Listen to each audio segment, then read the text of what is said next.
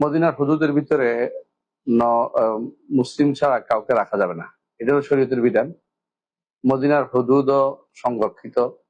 মদিনাতে কয়েকটা আপনাদের রিং রোড হয়েছে, আপনারা জানেন, যেটা চতুর্থ রিং রোড, শুধু ওইটাতে শুধুমাত্র লেখা আছে লেগাইল মুসলিমিন, ওইটা একটা রিং দেয়া দেখা দেয়া আছে লেগাইল মুসলিমদের। এর ভিতরে যেটা হুদুদুল হারাম, যেটা এর ভিতরে মুসলিমদের থাকা অমুসলিমদের থাকা জায়েজ নেই।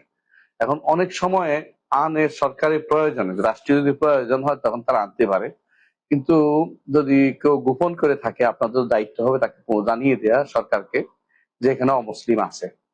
অনেক সময় এরকম দেখা গেছে, আমরা যখন ছিলাম, আমি তো মদিনায় ছিলাম এর আগে, আপনারা জানেন 2000, আমরা 1990 থেকে 2005 পর্যন্ত ছিলাম।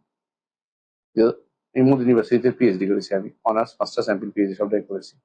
তো ওই সময় আমরা দেখতাম যে অনেকেই জানিয়ে দেওয়া হতো যে মুসলিমরা আসতে পারবে না, অমুসলিমরা এখানে আসতে পারবে না, জানিয়ে দেওয়া হতো। এই জন্য ওই যে যে সমস্ত হাসপাতালে চাকরি করতো, এখান থেকে বিভিন্ন নার্স যেগুলো আনতো, এগুলো মুসলিম দেখে দেখে আনতো বিভিন্ন দেশ থেকে। আর যারা মোস্তাশফা ওইদিকে দূরের মোস্তাশফা আছে যেগুলো হাওয়ার বাইরে, ওইগুলোতে শুধুমাত্র অমুসলিম নার্স ডাক্তার নিয়ে আসা। কিন্তু কোনো বিশেষ প্রয়োজন ছাড়া ইচ্ছাকৃত কাউকে এখানে অবস্থান করতে দিতে জায়েজ নেই। এজন্য এটা হচ্ছে শরীয়তের বিধান। আপনারা যদি এরকম জানেন কেউ অমুসলিম থাকে, আপনার দায়িত্ব হবে অমুসলিমদের উপরে জানিয়ে দেয়া, আপনাদের কোম্পানিকে বা যাদেরকে আপনারা করতে পারেন যেখানে অমুসলিম থাকছে। হয়তো অনেকেই জানে না, নামের কারণে বুঝতে পারে না। আমাদের নাম তো এমন যে এটা কি মুসলিম না অমুসলিম এটা বোঝা বড় কঠিন অনেক সময় হয়ে যায়, এই জন্য অনেকে বুঝতে পারে না। আর অনেক সময় তারা নিজের মুসলিম লিখে চলে আসে অনেক সময় টাকা রোজগারের জন্য।